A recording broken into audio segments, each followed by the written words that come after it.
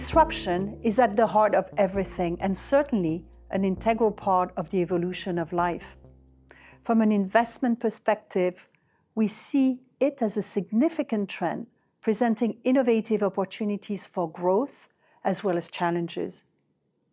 This is why embracing disruption is one of our 4 investable themes, alongside navigating rates, appreciating China, and achieving sustainability.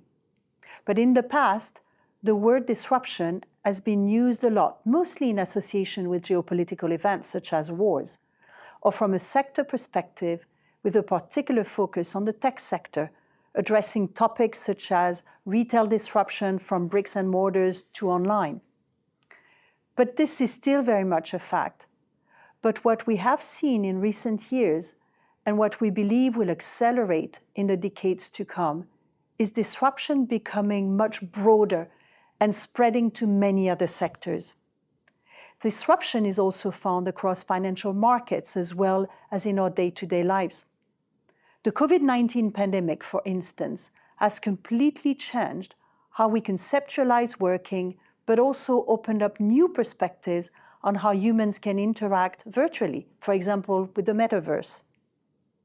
The post-pandemic monetary condition normalization is also a disruptor, given its unusual scope and speed of tightening, in fact, the fastest since the Second World War. Another example of disruption is how the current energy supply crisis is affecting governments' views of national security and enabling an acceleration of the shift to renewable energy, globally, but especially in Europe.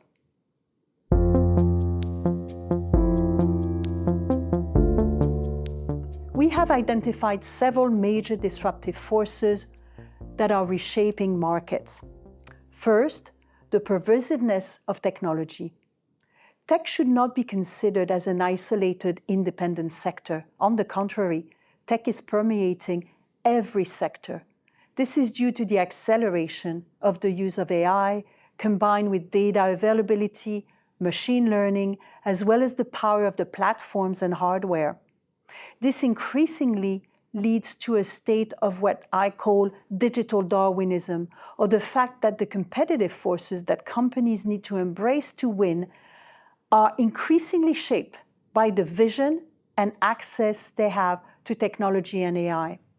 The second major disruptive force we see is climate change. As the world struggles to reduce carbon emission to stay on the path towards a 1.5-degree temperature increase, the effects of climate change are becoming ever more palpable.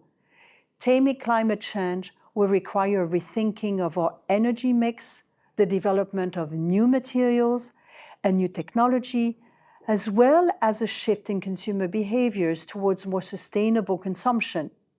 This will impact most aspects of how we produce and consume, where we produce, including the way we approach agriculture, organize transport, and plan our cities. Third, and as the past 2 years have made abundantly clear, disruption can come from geopolitical volatility or new lines of fragmentation in the global village. With the Russian-Ukrainian situation, geopolitics have come back with a vengeance, forcing companies to rethink their global supply chain in more innovative ways, be it in terms of commodities or raw materials, but also in terms of cutting-edge components such as semiconductors. And let's not forget that as China embarks on its phase 3 of its transformational journey, the world is finding it somehow difficult to adjust to the emergence of a new large and powerful player at the global table. Last but not least, there are also more silent but no less powerful agents of disruption. Demographics are a case in point. The combination of a large global population, in fact the largest we've ever seen, and its impact on the available resources the planet offers, as well as an aging of population in Europe, North America, emerging markets, Asia, everywhere, are increasingly an important source of potential disruption.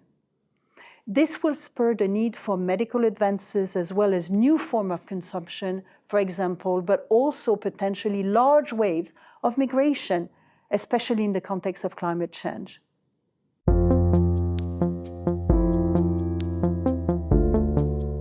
It's important not to take a fatalistic approach to disruption. Disruption is pervasive, but each and every one of us is also an agent of disruption. So let's think of disruption as a source of innovation, and for us to have an agile mindset in order to understand and integrate its varying consequences. For investors, it's important to focus on the opportunities that disruption brings. This means questioning old ways of investing. It means questioning certain benchmarks that reflect old industrial models or do not take into account new sectors and new investment regions, such as China. It means including a thematic approach when investing, focusing on companies that will harvest the benefits of being disruptive. It means looking at companies that are actors for change, for example, in the climate debate, rather than relics of past business model. It also means measuring perhaps financial returns along with outcome returns. What do I mean by this? Outcome returns is the impact we can drive via our important role as global capital allocators. Embracing disruption ultimately means that investors should consider not just future risk, but even more so, future opportunities.